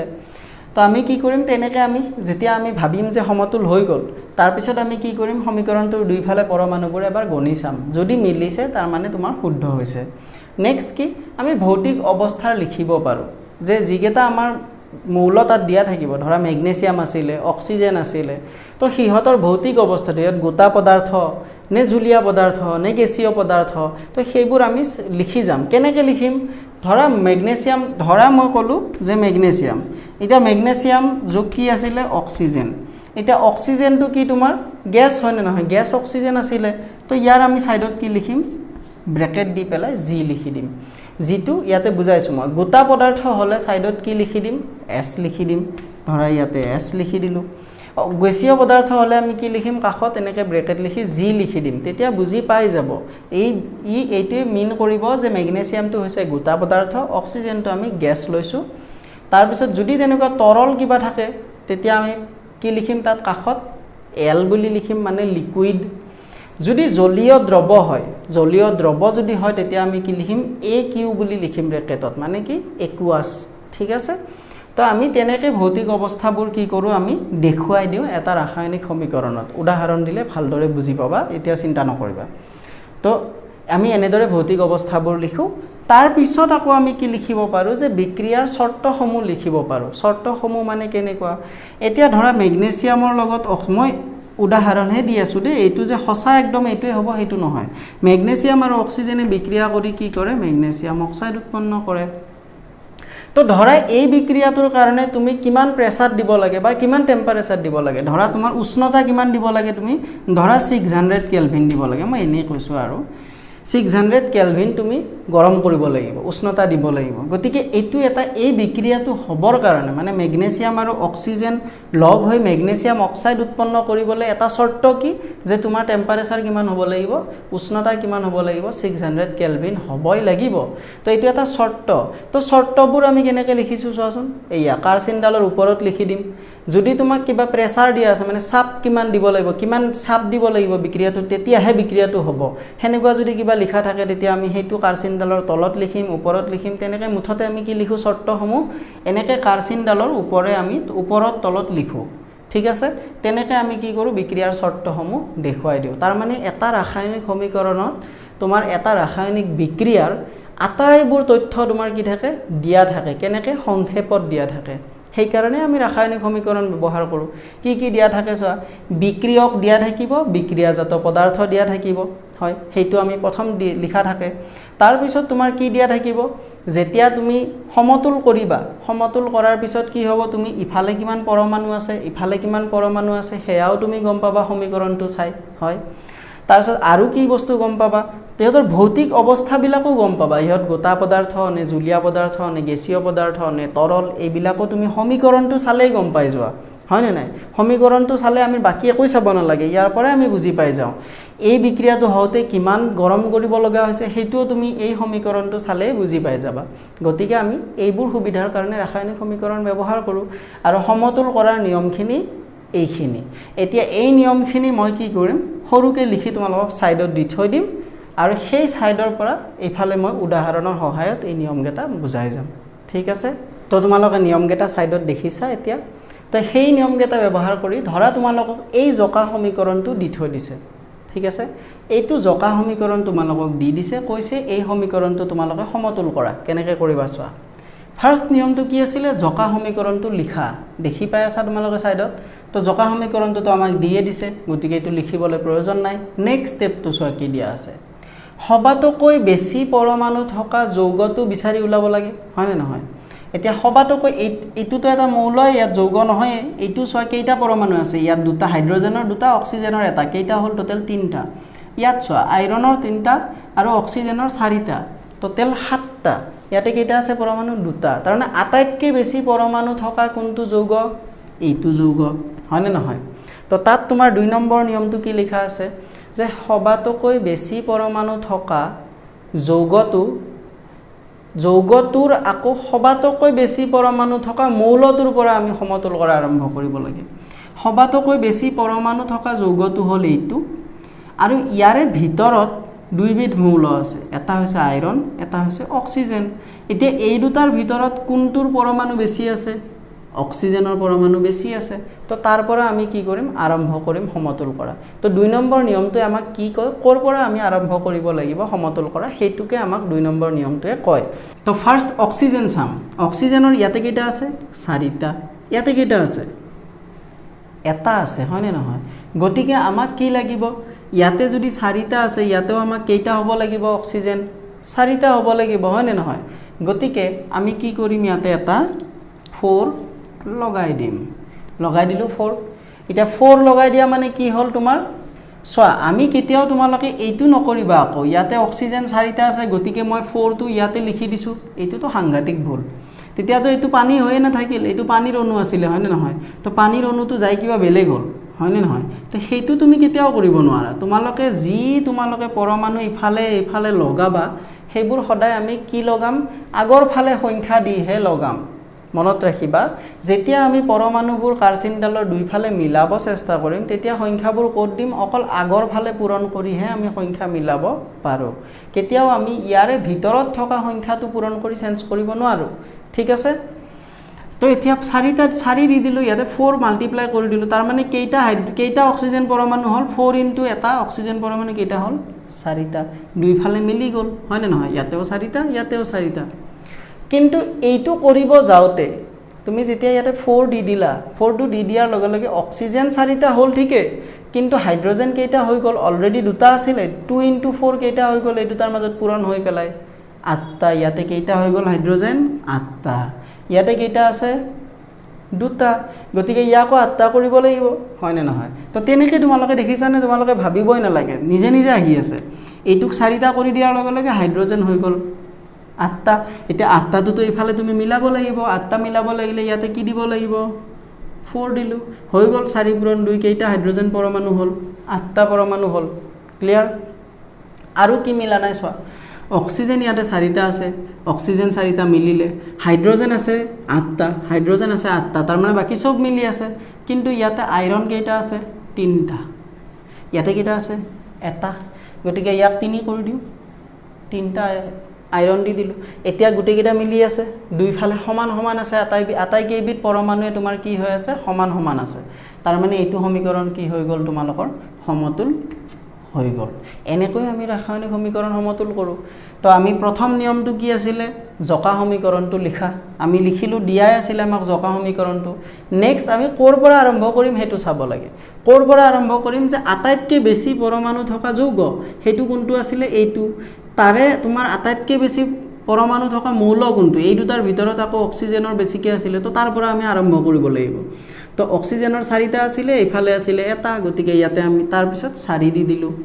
তো হেতু আমি মিলালো তাৰ 3 নম্বৰ নিয়মটো কি বাকি মৌলকেইটা তাৰ পিছত তুমি কি কৰিব লাগে সমতুল কৰিব লাগে হেতু কৰি দিয়াৰ পিছত তুমি দেখা পালা যে হাইড্ৰোজেনটো 8টা হৈ গল ইয়াতে হাইড্ৰোজেন 8টা আছে 4টা দুটা আছে তো তাতেও তুমি কি পূৰণ কৰি দিলো 4 পূৰণ কৰি দিলো মানে 8টা হৈ গল তাৰ পিছত তুমি দেখিলা ইয়াতে আইৰন 3টা আছে ইয়াতে আইৰন 3 এটা পূৰণ কৰিব লাগিব হৈ গল তোমাৰ সমতুল কৰা তাৰ পিছত 4 নম্বৰ নিয়মটো কি কলো যেতিয়া তোমাৰ সমতুল কৰা হৈ যাব শেষত কি কৰো আমি পৰমাণুবোৰ ইফালে আৰু ইফালে গণি চাও আমি গণনা কৰি চালো দুইফালে যে দুইফালে সমানে আছে তাৰ মানে আমাৰ শুদ্ধ আছে হয় নে নহয় 5 নম্বৰ নিয়মটো কি দিয়া আছে চোৱা যে ইহতৰ ভৌতিক অৱস্থাবোৰ লিখিব লাগে যে এইটো গোটা পদাৰ্থ নে জুলীয়া পদাৰ্থ কোনটো জুলীয়া কোনটো গোটা তো এইবোৰ বস্তু আমি লিখিব লাগে হয় কিন্তু আমাক প্ৰশ্নটো তেনেকুৱা ধৰণৰ কোনো তথ্য দিয়া নাই যে আইৰন এটা পানীটো তোমাৰ লিকুইড লৈছে নে পানীৰ বাষ্প লৈছে আমাকতো কোৱা নাই আমাকতো দিয়া নাই গতিকে এইটোত আমি লিখিব পাৰিম নেকি লিখিব নোৱাৰো যত আমাক দিয়া থাকিব যে আমি পানী লৈছো বা আইৰনৰ আমি এনেকুৱা লৈছো গোটা পদাৰ্থ বা তেনেকৈ যদি ক'বাত লিখা থাকে তেতিয়া আমি হেতু সাইডত ব্ৰেকেটত লিখি যাম গোটা হলে এস লিখিম জুলীয়া হলে তৰল হলে আমি এল লিখিম জলীয় দ্ৰৱ হলে এ কিউ লিখিম তেনেকৈ আমি লিখি যাম ক্লিয়াৰ নেক্সট তাৰ পিছৰ নিয়মটো কি আছিল যে আমি তাত বাকিবোৰ তথ্য লিখো যে ইয়াক কিমান টেম্পাৰেচাৰ দিব লগা হৈছে কিমান প্ৰেসাৰ মানে কিমান উষ্ণতা কিমান চাপ দিব লগা হৈছে বা তেনেকুৱা কিবা শৰ্ত দিয়া আছে নেকি আমাকতো প্ৰশ্নটোত একোই শৰ্ত দিয়া নাই গতিকে আমি সেই শৰ্তবোৰ ইয়াতে লিখিম জানো আমি নিলিখো আমি নাজানোৱে শৰ্ত কি লাগে এই বিক্ৰিয়াটো হবৰ কাৰণে গতিকে আমাৰ 5 নম্বৰ নিয়মটো ইয়াতে প্ৰয়োজন নাই গতিকে সমতুল কৰাটোতো বুজি পাইছা একদমই সহজ একেবাৰে সহজ যদি তোমালোকে এইটো ভালদৰে মন দি চাইছা আৰু আমি উদাহৰণ চাওঁ তেতিয়া আৰু ক্লিয়াৰ হ'ব এতিয়া আমি চাওঁ প্ৰথম সমীকৰণটো মনত আছে তোমালোকৰ প্ৰথম সমীকৰণটো কি আছিল যে মেগনেছিয়ামে বায়ুত থকা অক্সিজেনৰ লগত বিক্ৰিয়া কৰি কি উৎপন্ন কৰে মেগনেছিয়াম অক্সাইড উৎপন্ন কৰে তে এইটো আমি কি কৰিব লাগে সমতুল কৰিব লাগে আমি এইটোতো আমাক কি সন্তুলিত নহয় বুলি কৈছিলো আমি হয়নে গতিকে এইটো সন্তুলিত কৰিব লাগিব আমি তো প্ৰথম কি চাম আটাইতকৈ বেছি পৰমাণু থকা যৌগ কোনটো আছে ইয়াতেতো এটা আছে ইয়াত দুটা আছে ইয়াতেও কি আছে দুটাই আছে কাৰণ এইটো এটা এতিয়া তুমি এইটোৰ পৰাও আৰম্ভ কৰিব পাৰা এইটোৰ পৰাও আৰম্ভ কৰিব পাৰা তোমাৰ কথা কাৰণ দুইটাতে কি আছে তোমাৰ সেম আছে ধৰা মই ইয়াৰ পৰা আৰম্ভ কৰিলো অক্সিজেন কেইটা আছে ইয়াতে দুটা পৰমাণু আছে অক্সিজেনৰ ইয়াতে কেইটা আছে এটা পৰমাণু আছে গতিকে আমি ইয়াতে কি দিব লাগিব 2 দি দিলো হৈ গল অক্সিজেন দুটা কিন্তু লগতে কি হৈ গল ম্যাগনেসিয়াম কেইটা হৈ গল দুটা হৈ গল হয় নহয় তো ম্যাগনেসিয়াম ইফালে সোৱা কেইটা আছে এটা তো ম্যাগনেসিয়াম মিলাবলৈ ইয়াত কি দিব লাগিব 2 হৈ গল তোমাৰ এতিয়া সোৱা ইফালে আছে ম্যাগনেসিয়াম দুটা এফালে আছে ম্যাগনেসিয়াম দুটা অক্সিজেন পৰমাণু আছে ইয়াতে দুটা অক্সিজেন পৰমাণু আছে ইয়াতে দুটা তাৰ মানে সমীকৰণটো সমতুল হৈ গল ইয়াত কি সহজ দেখিছানে তো তোমালোকৰ সমীকৰণ ৰাসায়নিক সমীকৰণ সন্তুলিত কৰাটো একেবাৰে সহজ তোমালোকে ভালদৰে যদি বুজি লৈছা হেইটোৱে সো এইটো এটা উদাহৰণ আছে যত কি হৈছে তোমাৰ জিংক আছে সালফিউৰিক এসিডৰ লগত বিক্ৰিয়া কৰিছে জিংক সালফেট আৰু হাইড্ৰজেন গেছ উৎপন্ন কৰিছে হয় গতিকে এই জিংক সাল এই যে মই যে কৈ আছো ইয়াতে যে সালফিউৰিক এসিড মানে এইটো হয় কেনেকৈ গম পালো এই আণবিক সংকেতবোৰ মই কি কলো এখন তালিকা তোমালোকক দি দিছো মই পিডিএফ আকাৰত ডেসক্ৰিপচনত দিয়া আছে সেইখনত চাই লবা এই যৌগবোৰ মই লিখিয়ে ৰাখিছো যে সালফিউৰিক এসিডক H2SO4 বুলি কয় জিংক সালফেটক ZnSO4 বুলি কয় হয় তো তোমালোকে সেইখন চালে এইবোৰ তোমালোকৰ অচিনাকি যেন নালাগে ঠিক আছে তো জিংকে কি কৰিব তোমাৰ সালফিউৰিক এসিডৰ লগত বিক্ৰিয়া কৰি এটো কৰিছে এই বিক্ৰিয়াটো তোমাক সমতল কৰিব দিছে এতিয়া ভালদৰে চোৱা জিংকত এতিয়া তোমাৰ ইয়াতে আটাইতকৈ বেছি পৰমাণু থকা যৌগ কোনটো ইয়াতে আছে এই দুটাৰ ভিতৰতে যিকোনো এটা হ'ব দেখিলেই গম পাই ইয়াতে আছে 2 এ 1 3 3 এ 4 এ 7 ইয়াতে আছে 1 2 6 তাৰ মানে এইটো হাইয়েস্ট আছে হয় না নহয় তো ইয়াৰ পৰা আমি আৰম্ভ কৰিম ইয়াৰে আকৌ আটাইতকৈ বেছি থকা মৌলটো কোনটো অক্সিজেন অক্সিজেনত কেইটা আছে ইয়াতে 4টা আছে হয় না নহয় তিনটা মৌল আছে ইয়াতে টোটাল হাইড্ৰজেন সালফাৰ অক্সিজেন তাৰে আটাইতকৈ বেছি পৰমাণু থকা কোনটো অক্সিজেন তাৰ 4টা আছে গতিকে আমি ইয়াৰ পৰা আৰম্ভ কৰিব লাগিব হয় তো অক্সিজেনৰ 4টা আছে ইয়াতে অক্সিজেনৰ কেইটা আছে ইয়াতে 4টা আছে তো এইটোটো মিলি আছে হয় না নহয় এতিয়া আমি বেলেগ কি চাব লাগে বাকি কেইটা এটাকে চাও জিংক কেইটা আছে ইয়াতে এটা জিংক কেইটা আছে ইয়াতে এটা সালফাৰ কেইটা আছে এটা সালফাৰ কেইটা আছে এটা হাইড্ৰজেন কেইটা আছে দুটা হাইড্ৰজেন দুটা আছে তাৰ মানে এইটোত কিবা তুমি পূৰণ কৰিব লাগিবনে আটাইখিনিটো মিলিয়ে আছে তাৰ মানে এইটো সমীকৰণ অলৰেডি কি হৈ আছে এটো সমতুল হৈ আছে সন্তুলিত হৈ আছে গতিকে এইটো তোমালোকে একো কৰিব নালাগে পৰীক্ষাত আহিলে এইটোৱে তোমালোকৰ সন্তুলিত সমীকৰণ ঠিক আছে আমি আজি পঢ়া কথাখিনিৰ ওপৰত ভিত্তি কৰি তোমালোকৰ কিতাপত কেইটামান প্ৰশ্ন দিয়া আছে সেই প্ৰশ্ন কেইটা আমি এটা এটাকে চাওঁ ঠিক আছে প্ৰথম প্ৰশ্নটো কি দিয়া আছে চোৱা বায়ু দহনৰ আগতে ম্যাগনেসিয়ামৰ ফিটা এডাল পৰিষ্কাৰ কৰি কিয় ল'ব লাগে হেতু সুধিছে আমি যে ম্যাগনেসিয়ামৰ ফিটা এডাল জ্বলাই দিছিলো তেতিয়া আমি বিক্ৰিয়াটো কি পাইছিলো অলপ আগত কলো ম্যাগনেসিয়াম প্লাস O2 তাত কি হৈছিলে টুৱাইস MgO এইটো পাইছিলো হয় নে নাই সমীকৰণটো সমতুলিত সমীকৰণটো মই লিখিছো ইয়াতে তো ম্যাগনেসিয়ামে অক্সিজেনৰ লগত বিক্ৰিয়া কৰি ম্যাগনেসিয়াম অক্সাইড উৎপন্ন কৰে যেতিয়া আমি ম্যাগনেসিয়ামৰ ফিটাডাল কি কৰো জ্বলাই দিও এতিয়া সেই ম্যাগনেসিয়ামৰ ফিটাডাল জ্বলোৱাৰ আগত কি সুধিছে তোমাক কিয় আমি পৰিষ্কাৰ কৰি লও জ্বলোৱাৰ আগত হেতু সুধিছে চোৱা ম্যাগনেসিয়ামৰ ফিটাডাল যদি তুমি পৰিষ্কাৰ নকৰা মানে ম্যাগনেসিয়ামৰ ফিটাডাল যেতিয়া তুমি থৈ দিবা এনে তেতিয়া কি হয় তাত ম্যাগনেসিয়াম কাৰ্বনেটৰ মানে ম্যাগনেসিয়ামৰ ফিটাডালৰ ওপৰত এটা সামনি পৰে নিজে নিজে পৰে যেনেকৈ লো তুমি বাহিৰত থৈ দিলে কি হয় মামৰে ধৰে তো তেনেকুৱা ম্যাগনেসিয়ামৰ ফিটাৰ ওপৰত এটা সামনি পৰে খাৰকীয় সামনি এটা পৰে হেতু হৈছে ম্যাগনেসিয়াম কাৰ্বনেটৰ ঠিক আছে ম্যাগনেসিয়াম কাৰ্বনেটৰ এটা কি হ'ব তোমাৰ সামনি এটা পৰিব আৰু ম্যাগনেসিয়াম কাৰ্বনেটক এটো কি কম MgCO3 তো এই যৌগটোৰ এটা কি পৰিব তোমাৰ ফিটাডালৰ ওপৰত সামনি পৰিব তো যদি সামনিটো থাকে তাতে তুমি যদি হেতু ঘহি পেলাই সাফা কৰি গুছাই নিদিয়া তেতিয়া যেতিয়া তোমালোকে জ্বলাব যাবা সেই ফিটাডাল তো এই বায়ুৰ ইয়াতে আমাৰ কি হ'ব জ্বলাওতে কি হয় ম্যাগনেসিয়ামে বায়ুত থকা অক্সিজেনৰ লগত বিক্ৰিয়া কৰে যদি ফিটাডালৰ ওপৰত হেতু সামনি পৰিয়ে থাকে ই বায়ুত থকা অক্সিজেনৰ লগত ই বিক্ৰিয়া কৰিব পাৰিব নেকি নোৱাৰিব হয় নে নহয় গতিকে আমি কি কৰিব লাগে ম্যাগনেসিয়ামৰ ফিটাডাল প্ৰথমতে আমি সাফা কৰি লওঁ তাৰ পিছতহে জ্বলাও যাতে হি বায়ুত থকা অক্সিজেনৰ লগত সিধা সিধি ডাইৰেক্ট সংস্পৰ্শত আহিব পাৰে পোনপটীয়াকৈ সংস্পৰ্শত আহিব পাৰে আৰু ফলত এই বিক্ৰিয়াটো কৰিব পাৰে তো তো আমি এই প্ৰশ্নটোৰ উত্তৰ কি লিখিম যে বায়ুত দহনৰ আগতে মেগনেছিয়ামৰ ফিটা এডাল পৰিষ্কাৰ কৰি ল'ব কিয় লাগে সুধিছে এই প্ৰশ্নটোৰ উত্তৰ কি লিখিম আমি যে মেগনেছিয়ামৰ ফিটা এডালত মেগনেছিয়াম কাৰ্বনেটৰ এটা ক্ষাৰকীয় চামনি পৰে আৰু সেই চামনিটো আঁতৰাবৰ বাবে আমি মেগনেছিয়ামৰ ফিটাডাল বায়ুত দহনৰ আগতে পৰিষ্কাৰ কৰি লওঁ যাতে মেগনেছিয়ামৰ ফিটাডাল কি হয় তোমাৰ বায়ুত থকা অক্সিজেনৰ লগত পোনপটীয়াকৈ সংস্পৰ্শ আহি বিক্ৰিয়া কৰিব পাৰে ঠিক আছে তো এইখিনিয়ে কথা একেবাৰে সহজ মনত ৰাখিবলৈ কেৱল এটা যে মেগনেছিয়ামৰ ফিটাডাল কি হয় এটা মেগনেছিয়াম কাৰ্বনেটৰ চামনি প্ৰস্তুত কৰে এইটো গুচাবলৈ আমি কি কৰোঁ পৰিষ্কাৰ কৰোঁ যাতে ই অক্সিজেনৰ লগত বিক্ৰিয়া কৰিব পাৰে শেষ কথাখিনি ঠিক আছে এতিয়া নেক্সট প্ৰশ্নটি চোৱা তলৰ ৰাসায়নিক বিক্ৰিয়াবোৰৰ বাবে সন্তুলিত সমীকৰণ লিখা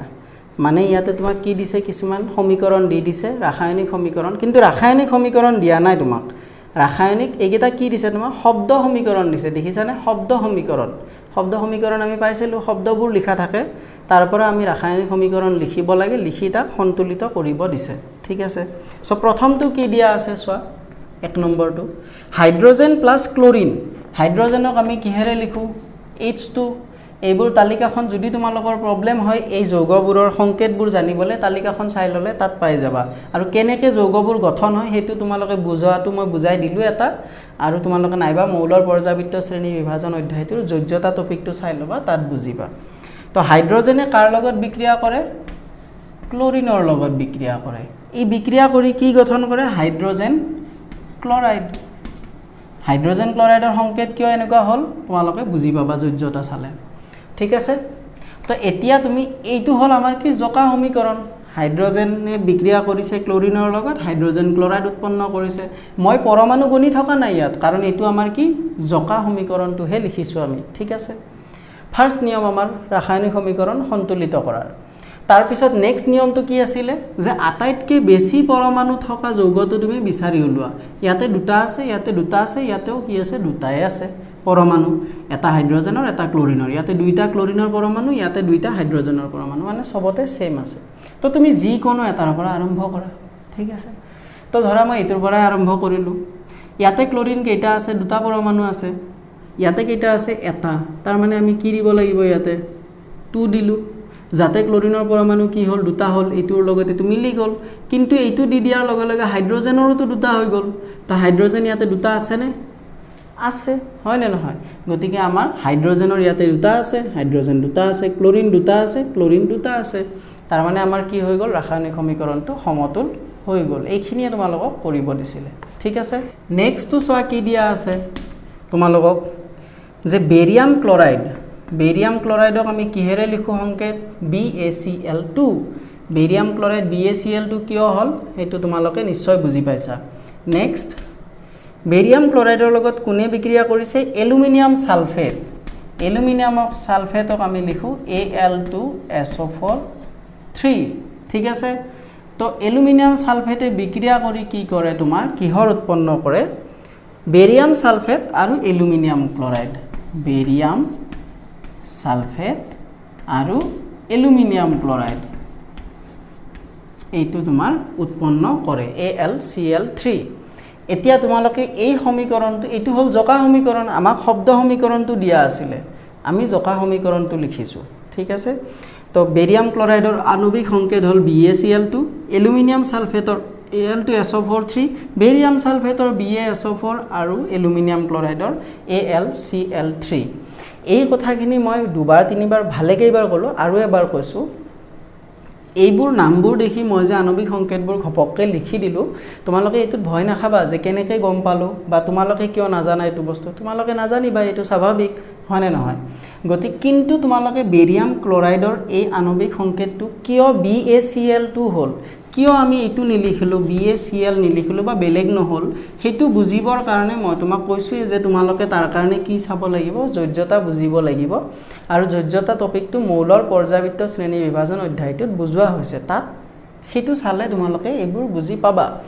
কিন্তু যেহেতু তোমালোকৰ এনেকুৱা বিভিন্ন ধৰণৰ যৌগ এই অধ্যায়টোত পঢ়িব লাগিব তোমালোকে তো আটাইবোৰ কৰি চাই থাকিব নোৱাৰা তো তোমালোকে কি কৰিব লাগিব কিছুমান মনত ৰাখিব লাগিব যে বেৰিয়াম ক্লোৰাইডক আমি এইটোৰে লিখো হয় তেনেকৈ মনত ৰাখিব লাগিব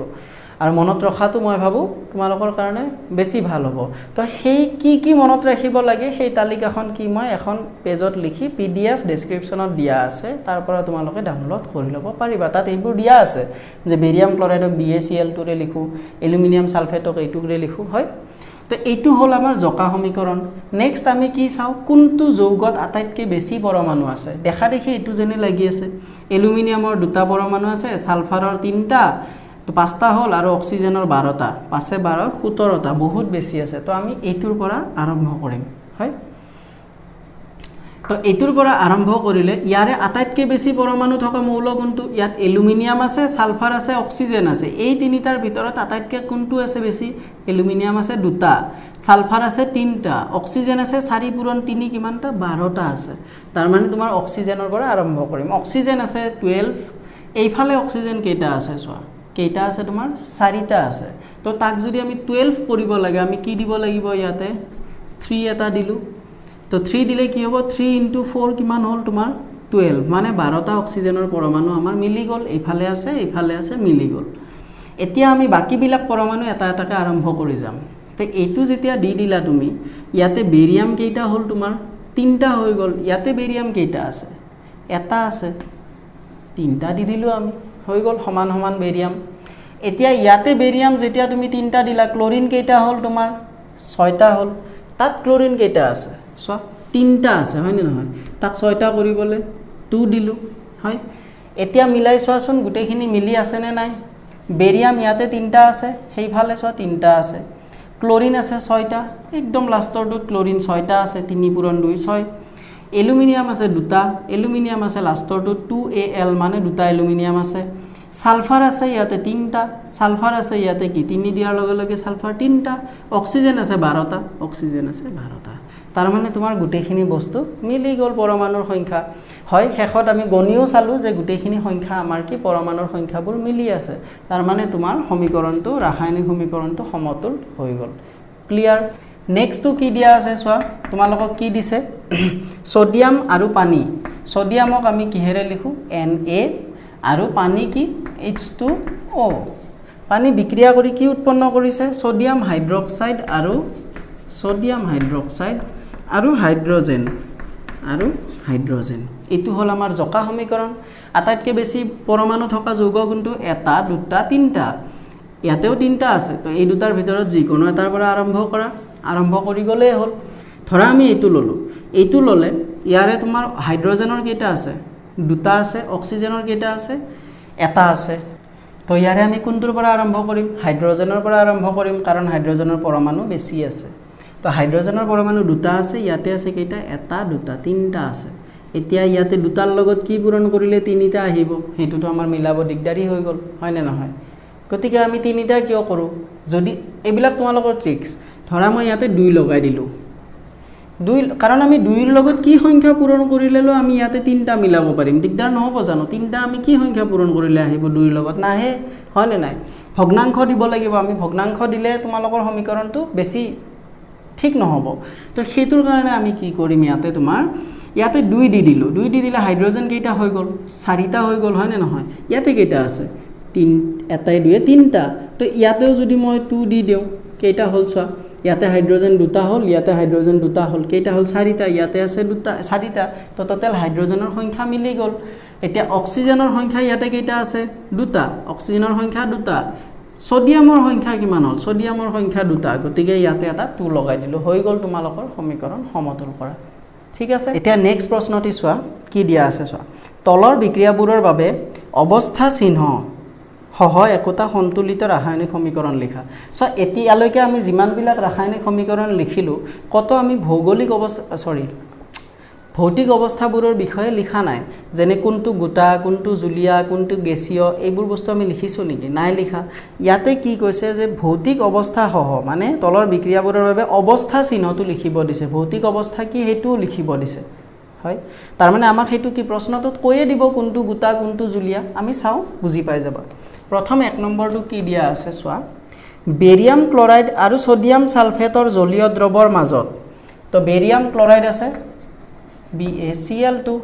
আৰু সোডিয়াম সালফেটৰ জলীয় দ্ৰৱৰ লগত যেহেতু এটো জলীয়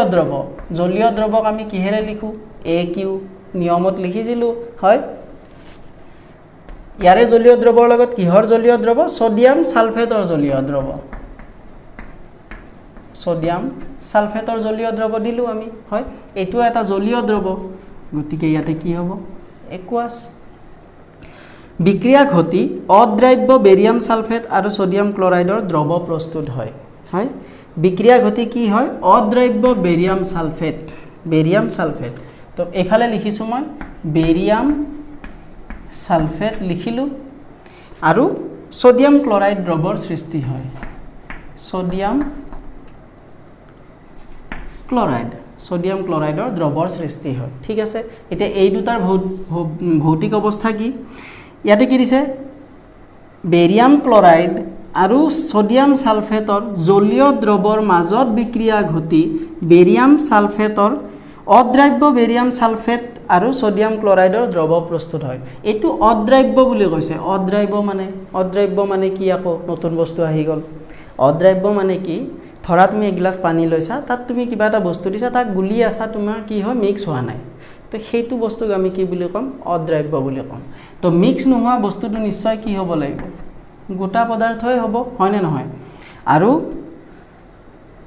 তোমাৰ কি দিছে সোডিয়াম ক্লোৰাইডৰ দ্ৰৱ তো যেহেতু এইটো দ্ৰৱ গতিকে কি হ'ব জুলিয়া একুয়াছ ঠিক আছে তো এইটো পালো আমি তোমাৰ জকা সমীকৰণটো ঠিক আছে এতিয়া বুজি পাইছা আমি ভৌতিক অৱস্থাবোৰ কেনেকৈ লিখো যেতিয়া ভৌতিক অৱস্থা তোমাক লিখিব দিব কোৱেশ্চনত দিয়ে দিব কোনটো জলীয় দ্ৰৱক আমি একুয়াছ বুলি লিখো নিয়মতে আমাক দিয়া আছে তবে ধুনিয়াকে দিয়াই থাকে কোনটো অদ্ৰাব্য মানে এই গোটা পদাৰ্থ হ'ব NaCl ৰ দ্ৰৱ বুলি কৈছে মানে একুয়াছ ঠিক আছে তো ভৌতিক অৱস্থাখিনি আমি লিখিলো এটো হল আমাৰ জকা সমীকৰণ ঠিক আছে তো জকা সমীকৰণটো এতিয়া আমি কি কৰিব লাগিব সমতুল কৰিব লাগিব এটা সমতুল কৰিব লাগিলে আটাইতকৈ বেছি মৌল থকা আটাইতকৈ বেছি পৰমাণু থকা যৌগ কোনটো ইয়াতে আছে 2 1 3 3 4 7 1 2 2 2 4 6 তো এটো আটাইতকৈ বেছিকে আছে তো ইয়াৰে আমাৰ আটাইতকৈ বেছিকে থকা মৌল কোনটো অক্সিজেনৰ পৰা আৰম্ভ কৰিম অক্সিজেনৰ 4টা আছে এইফালে কেইটা আছে অক্সিজেন 4টাই আছে মিলিয়ে আছে অক্সিজেন নেক্সট ওয়া ইয়াতে আছে সোডিয়াম 2টা ইয়াতে আছে সোডিয়াম কি এটা গতিকে লগাই দিয়া 2 হৈ গল 2টা তো যেতিয়া 2 লগাই দিছা ক্লোৰিন কেইটা হল 2টা হল ক্লোৰিন এইফালে কেইটা আছে 2টাই আছে তাৰ মানে মিলি আছে বেৰিয়াম এটা আছে এইফালে এটা আছে তো এইটো মিলি আছে সালফাৰ এটা মিলি আছে তাৰ মানে তোমাৰ বাকিখিনি সব মিলি আছে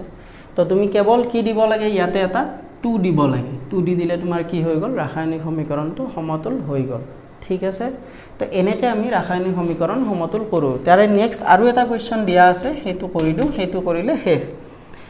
কি দিয়া আছে সোয়া সোডিয়াম হাইড্ৰক্সাইডৰ দ্ৰৱ বুলি কোৱাৰ লগে লগে কি লিখো AQ লিখো হয় না নহয় তো সোডিয়াম হাইড্ৰক্সাইডক আমি কিহেৰে লিখো NaOH যেহেতু দ্ৰৱ গতিকে AQ